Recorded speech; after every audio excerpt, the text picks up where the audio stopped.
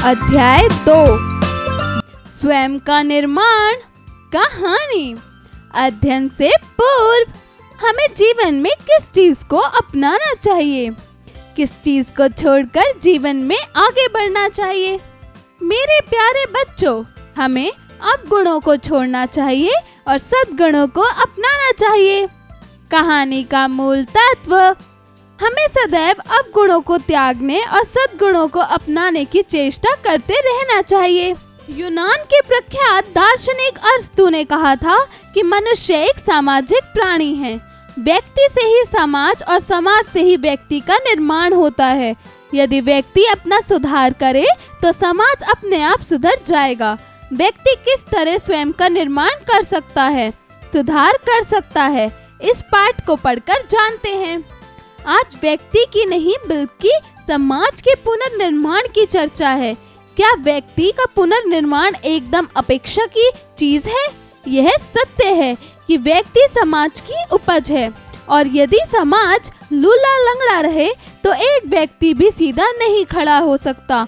किंतु फिर समाज भी तो व्यक्तियों का एक समूह है। यदि प्रत्येक व्यक्ति अपने सुधार की ओर ध्यान दे तो पूरे समाज का निर्माण कितना आसान हो जाए। बौद्ध धर्म में सम्यक व्यायाम के 4 अंग कहे गए हैं। पहला, इस बात की सावधानी रखना कि अपने आप में कोई अवगुण ना आ जाए। दूसरा, इस बात का प्रयत्न करना कि अपने अवगुण दूर हो जाएं। तीसरा, इस बात की सावधानी रखना कि अपने में सद्गुण चले आएं। चौथा, इस बात की सावधानी रखना कि अपने में सद्गुण चले ना जाएं। बाग में यदि अच्छे फल फूल ना लगवाए जाएं और जमीन को यूं ही बेकार पड़ी रहने दिया जाए तो उसमें बेकार के झाड़ झक्कर उग ही आएंगे।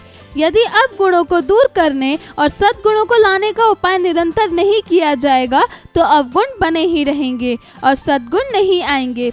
इसलिए यदि इस चतुर्मुखी कार्यक्रम को घटाकर इसके केवल 2 अंगों अवगुणों को दूर करना और सद्गुणों को अपनाना को स्वीकार कर लिया जाए तो भी मैं समझता हूँ भगवान बुद्ध का उद्देश्य पूरा हो सकता है।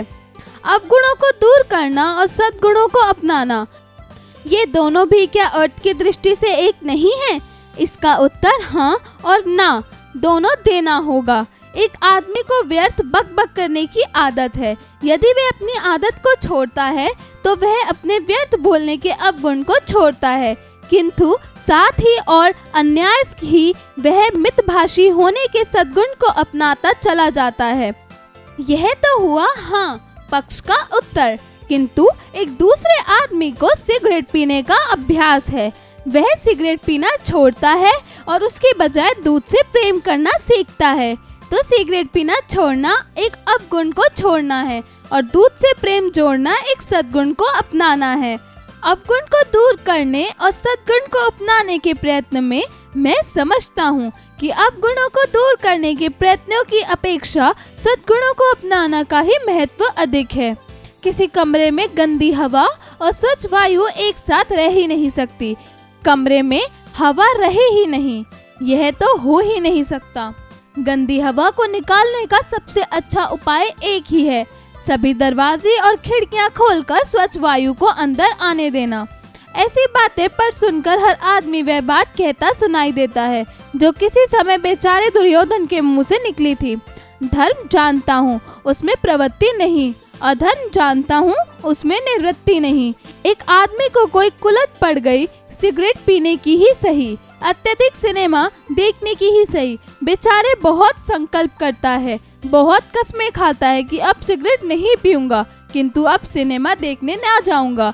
किंतु समय आने पर जैसे आप उसके हाथ सिगरेट तक पहुंच जाते हैं और सिगरेट उसके मुंह तक। बेचारे एक पांव सिनेमा की और जैसे आप ही बढ़े चले जाते हैं।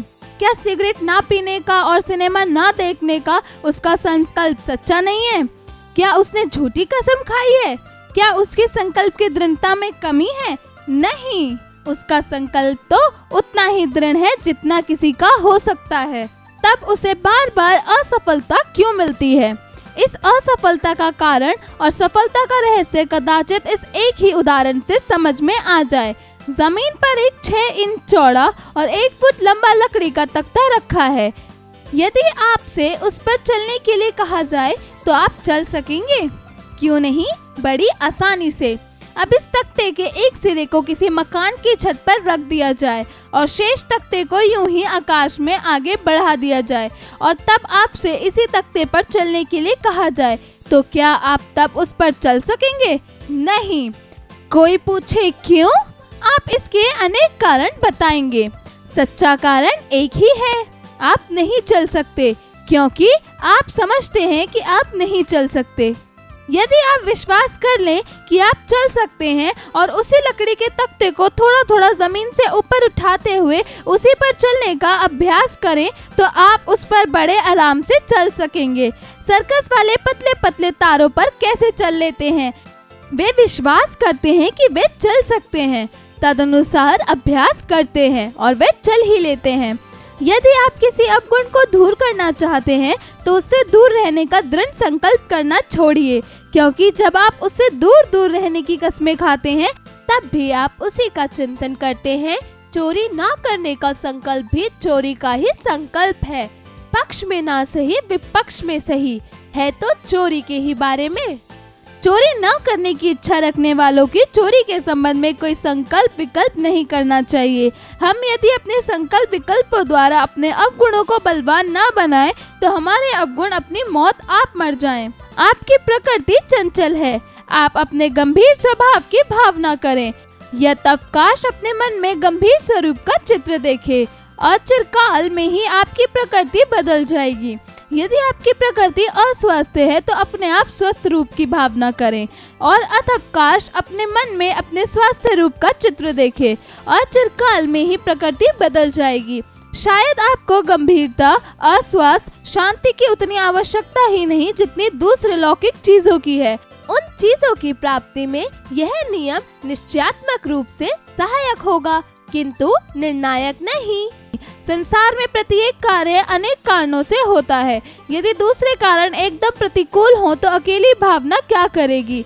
कोई तरुण अपने शरीर का बलवान बनाना चाहता है, खाने पीने के साधारण नियमों का ख्याल नहीं करता, स्वच्छ वायु में नहीं सोता, व्यायाम नहीं करता, केवल भावना के ही बल पर बलवान होना चाहता है।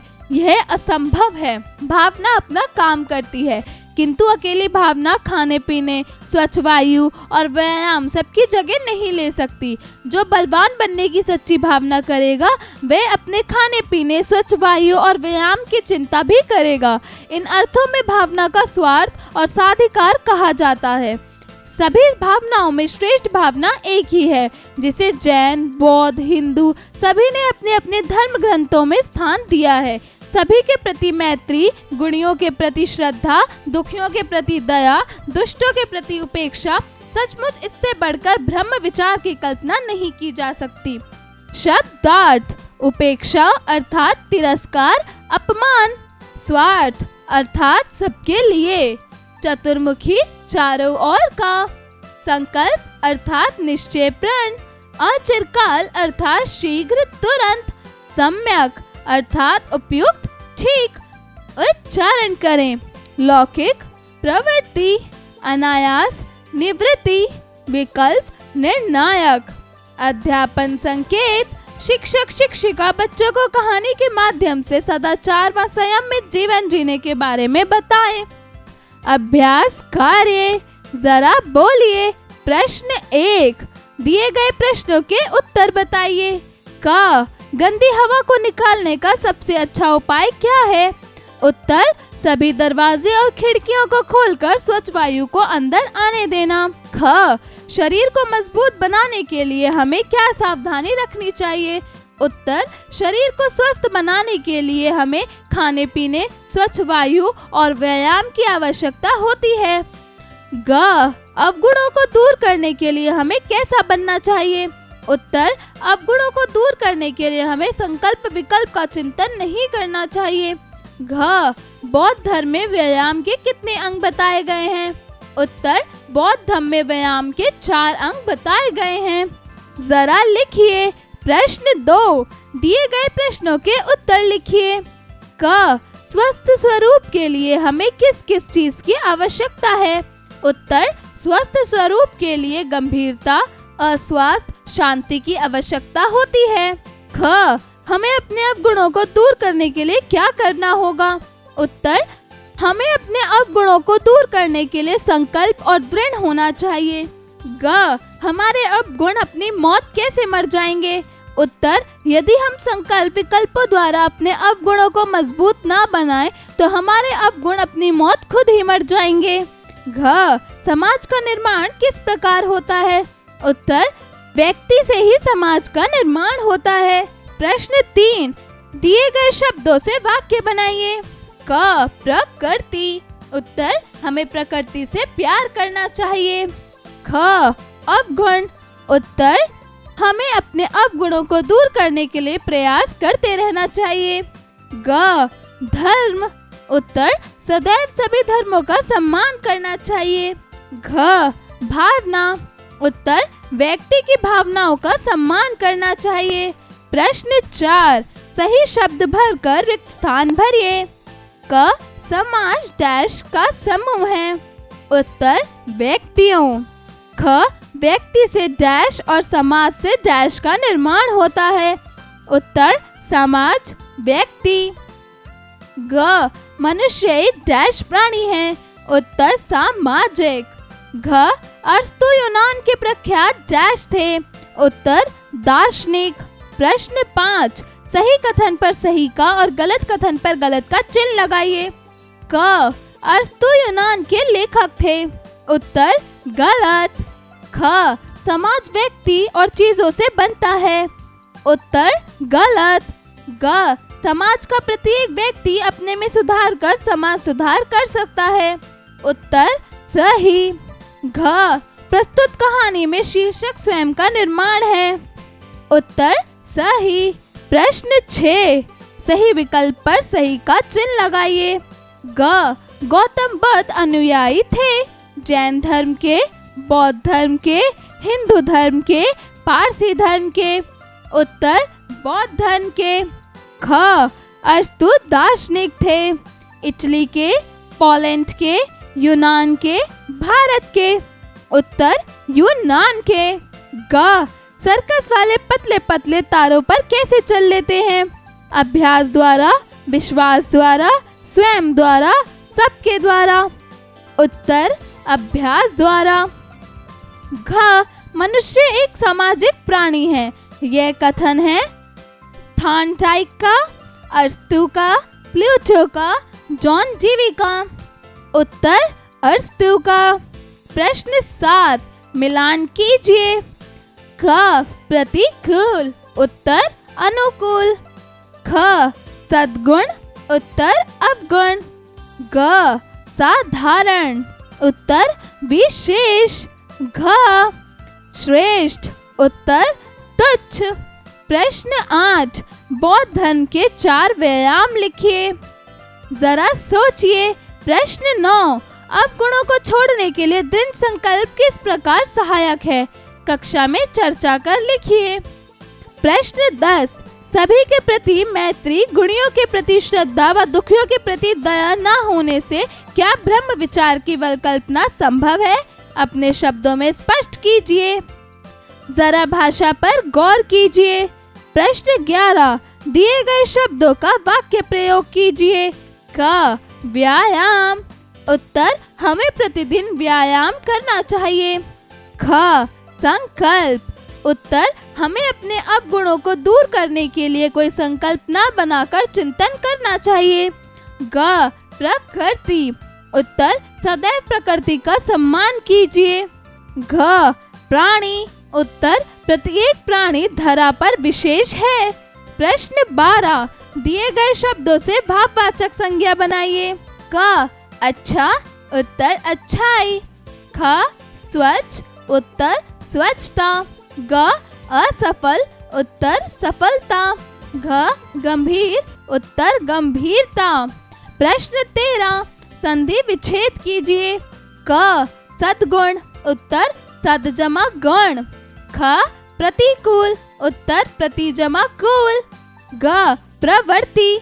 उत्तर, प्रजमा आवर्ती। घ, प्रत्येक। उत्तर, प्रति जमा एक। प्रश्न 14 दिए गए मुहावरों का वाक्य प्रयोग कीजिए। क गंगा नहाना। उत्तर बेटी की शादी करके सोहनलाल गंगा नहा लिया। ख आंसू पोंछना। उत्तर जरूरतमंदों ने आंसू पोंछने पर ईश्वर भी प्रसन्न होता है। ग उल्टी गंगा बहना। उत्तर सोहन पढ़ाई में तो ठीक ठाक है, लेकिन उसका अव्वल आना उल्टी गंगा बहने जैसा काम है। ग कसौटी पर कसना। उत्तर रमेश के रोज देर से आने पर और नशा करने के शक में आज उसे कसौटी पर कसा गया। प्रश्न 15 दिए गए शब्दों की वर्तनी शुद्ध कीजिए। उत्तर क व्यायाम। ख असंभव। ग व्यक्ति। घ व्यर्थ। प्रश्न 16 दिए गए समस्त पद का विग्रह करते हुए समास का नाम लिखिए। क महावीर। उत्तर महाजमा वीर कर्मधारय समास। घ चतुर्भुज। उत्तर चतुर्जमा भुज बहुव्रीहि समास। ग आजीवन। उत्तर आजमा जीवन अव्ययभाव समास। घ महात्मा। उत्तर महाजमा आत्मा कर्मधारय समास। प्रश्न 17 दिए गए श्रुति सम भिन्नार्थ शब्दों के अर्थ लिखकर वाक्य बनाइए। क अरि। उत्तर शत्रु हमें अपने अरि से सावधान रहना चाहिए। अरि संबोधन स्त्रियों के लिए। अरे सुषमा आप कब आए। ख शांत हमें शांति से काम करना चाहिए। शांत सदैव शांत रहें। ग अपेक्षा। उत्तर अवगुणों को अपनाने की अपेक्षा सद्गुणों को अपनाना चाहिए। उपेक्षा। उत्तर हमें किसकी उपेक्षा नहीं करनी चाहिए। घ आदि। उत्तर शुरू नवयुग का आरंभ उत्साह और उमंग के साथ करना चाहिए। आदि आदत होना किसी भी चीज का आदि होना नुकसानदायक होता है। त प्रकृति प्राकृत। प्रश्न 18 प्रस्तुत लोकोक्तियों का वाक्य प्रयोग कीजिए। क अधजल गगरी छलकत जाए। उत्तर विज्ञान की परीक्षा क्या पास कर ली, तुम तो खुद को डॉक्टर समझने लगे, सच ही है। अर्जल गगरी छलकत जाए। ख इस हाथ दे उस हाथ ले। उत्तर व्यापार में उधार अच्छा नहीं, इस हाथ देना उस हाथ लेना यही बेहतर है। ग जैसी करनी वैसी भरनी। उत्तर राधा ने समय पर प्रोजेक्ट नहीं दिखाया और उसे उसमें 0 अंक प्राप्त हुआ, ठीक ही हुआ, जैसी करनी वैसी भरनी। घ एक कहो ना 10 सुनो। जरा रचनात्मक कार्य कीजिए। प्रश्न 19 विचारों के जीवन से संबंध पर अनुच्छेद लेखन कीजिए। प्रश्न 20 गौतम बुद्ध के विषय में जानकारी एकत्रित कर अपनी कक्षा में चर्चा करें। जीवन कौशल एवं मूल्य परक प्रश्न। प्रश्न 21 जिस प्रकार समाज और व्यक्ति एक दूसरे के पूरक हैं, उसी प्रकार सद्गुण और दृढ़ता भी आप एक बेहतर समाज का निर्माण किस प्रकार करना चाहेंगे।